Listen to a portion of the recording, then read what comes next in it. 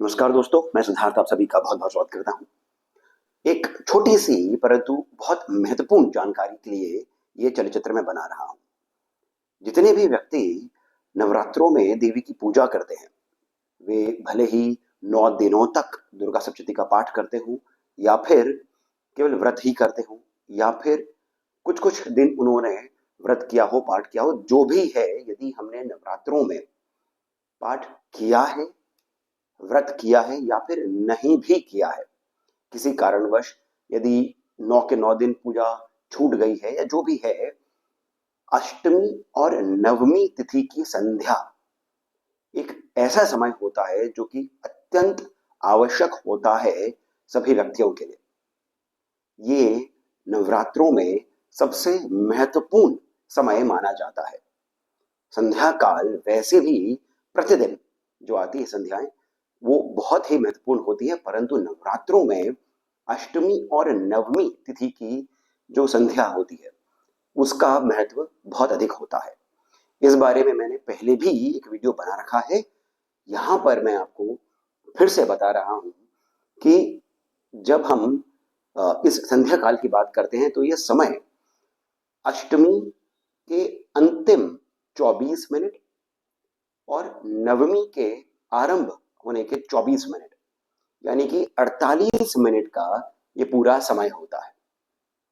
इस समय पर यदि भगवती का कोई भी मंत्र, कोई भी पाठ, स्तुति या फिर केवल एक दिया जला करके भगवती का ध्यान ही करें, ये आपको बहुत लाभ देता है।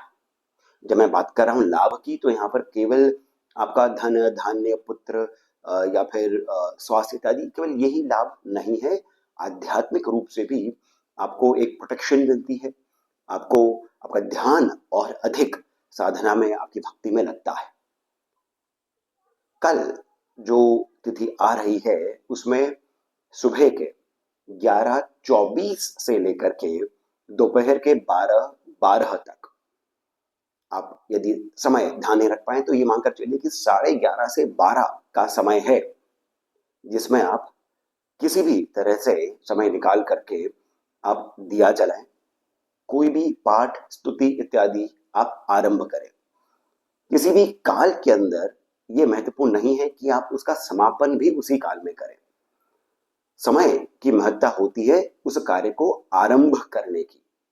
तो यदि आप कोई पाठ कर रहे हैं और वो पाठ लंबा है, परंतु उसका आप आरंभ 11:24 से लेकर के 12:12 तक आप उसका आरंभ कर दें, फिर वो उसका समापन जब भी होगा तब होगा। तो इस छोटी सी जानकारी के साथ मुझे लगा कि आपको मुझे बताना चाहिए। आप में से बहुत लोगों को पता भी होगा, परंतु हम भूल भी जाते हैं, कई बार मिस भी हो जाता है कि 9 दिन है तो हम तो देवी की साधना कर रहे हैं, पूजा अर्चना कर रहे हैं। संध्या की महत्ता बहुत अधिक होती है। कुछ भी नहीं किया यदि हमने पूरे 9 दिनों तक, बच्चों को भी हमने यदि कुछ करा नहीं है, केवल हम ही ने किया है, बच्चों ने नहीं किया है, तो ये वो समय है, आधा घंटा आप पकड़ के चले, यहाँ पर बच्चों को भी आप बिठाएं, उनसे कुछ मंत्र इत्यादि आप करवाएं या फिर उन्हें बिठा करके आप स्तोत्र का पाठ कर लें। इतनी सी जानकारी थी। यदि ये आपको लाभप्रद लगी होगी, तो आप इस वीडियो को लाइक अवश्य कर लीजिए, हमें सब्सक्राइब करना नहीं भूलें और कमेंट सेक्शन में जो पहला कमेंट पिन है, वहां से पेटीएम, जीपे इत्यादि के माध्यम से जितना अधिक हो सके आप हमें श्री सहयोग भी प्रदान करें, बहुत अधिक प्रोत्साहन मिलता है। धन्यवाद।